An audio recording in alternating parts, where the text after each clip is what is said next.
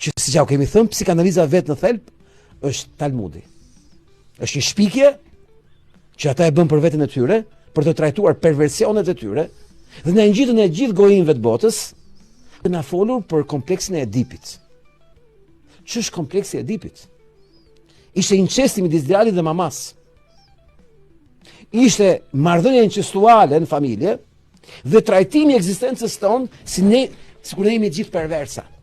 Për të fshehur perversitetin e tyre, ata ndërtuan perversitetin ton, e programuan perversitetin ton dhe na edukuan në perversitetin ton nëpërmjet freudizmit, psikanalizës, që janë antishkencore në thelb.